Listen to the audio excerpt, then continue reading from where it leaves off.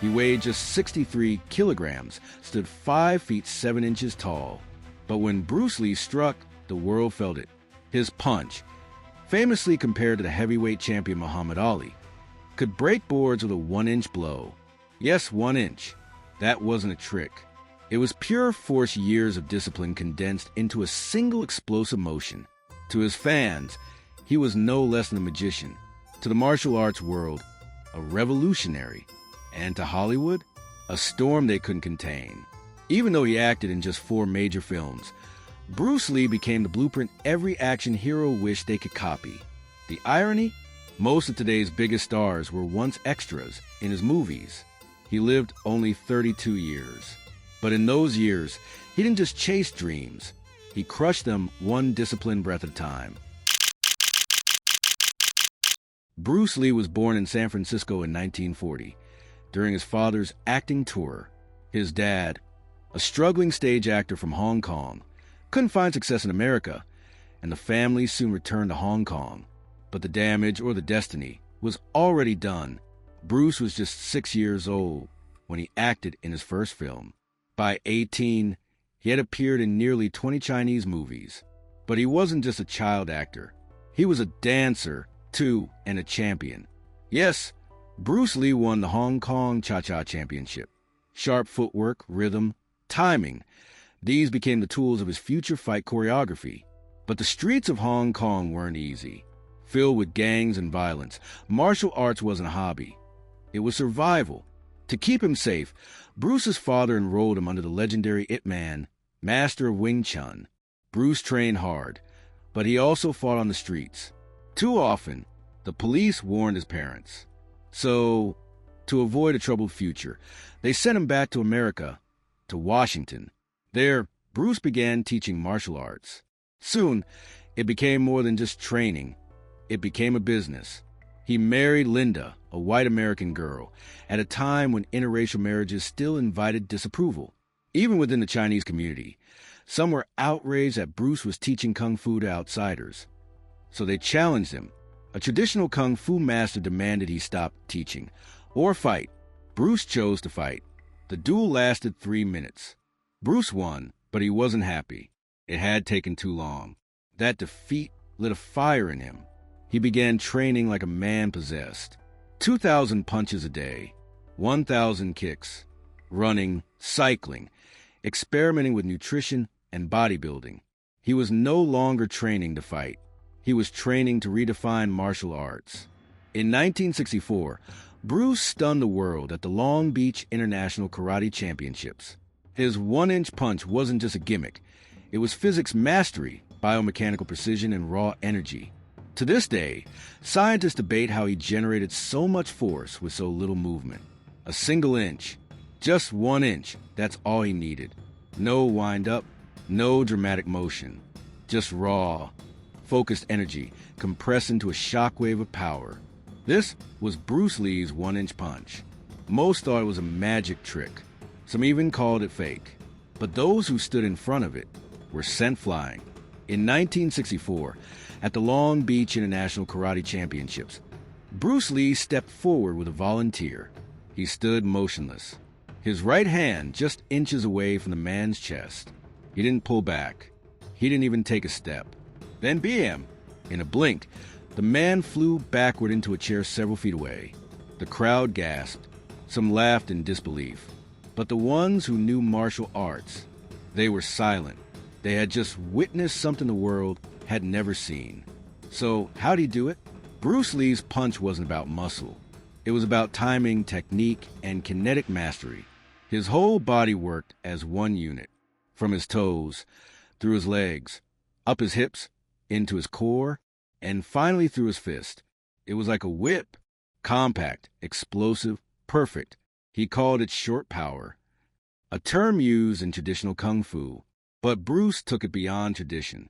He used physics, muscle memory, breathing, and mental focus to deliver maximum force with minimal motion. And then there was the 6-inch punch, a slightly longer range, but with even more impact. In some tests, it hit with more than 350 pounds of force. Martial artists and scientists have studied it for years. Bruce's goal wasn't just to hit hard. It was to hit fast, hit first, and end the fight before it began. His 6-inch punch was the evolution of the 1-inch strike. Less about shocking a crowd, more about winning a real fight. Fast, precise, devastating. Bruce Lee didn't invent these punches, but he redefined them. He trained obsessively. Thousands of punches, hundreds of hours. Everything down to the angle of his wrist, the twist of his waist, the placement of his feet. He once said, "I fear not the man who has practiced 10,000 kicks once, but the man who has practiced one kick 10,000 times." That was Bruce. He didn't just practice the 1-inch punch. He became it. Today, the 1-inch punch is still shown on TV. It's still demonstrated in gyms and taught in seminars. But no one has ever replicated it like Bruce. Because it wasn't just a move. It was an expression of who he was. Fast, efficient, unstoppable. Even now, 50 years later, martial artists look at those few seconds of film and shake their heads in awe.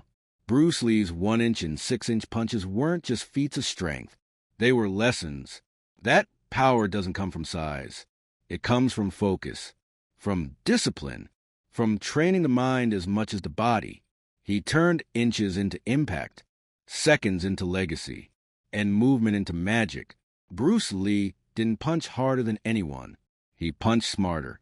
From there, Bruce developed his own philosophy, Jeet Kune Do, the way of the intercepting fist. It blended kung fu, boxing, fencing, even wrestling. It was fluid, adaptive, direct. He taught Hollywood stars, including Steve McQueen and Kareem Abdul-Jabbar. But breaking into Hollywood himself? That wasn't easy. Back then, Asians in American cinema were reduced to stereotypes. Even Genghis Khan was played by a white man. Frustrated, Bruce returned to Hong Kong, and everything changed. The big boss exploded at the box office. Then came Fist of Fury and Way of the Dragon, which Bruce wrote, directed, and starred in. His fight with Chuck Norris in the Roman Coliseum? Iconic.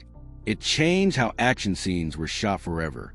Finally, Bruce was getting the global recognition he deserved. Then came Enter the Dragon, a historic collaboration between Hollywood and Hong Kong. It was Bruce's final masterpiece. But the set wasn't easy. Extras challenged him, trying to prove themselves. The cultural gap between crews was wide. His wife Linda played a key role, helping smooth over differences behind the scenes. After wrapping Enter the Dragon, Bruce began working on Game of Death. But on July 20th, 1973, everything changed. At actress Betty Ting Pei's apartment, Bruce complained of a headache. He took a painkiller, laid down to rest, and never woke up. Doctors cited cerebral edema, brain swelling, likely from an allergic reaction. But conspiracy theories flew, poisoning secret society's curses. His death was declared natural, but it never felt that way. 1 month later, Enter the Dragon released and became a global blockbuster, earning over $90 million. Bruce had conquered Hollywood, but never saw it.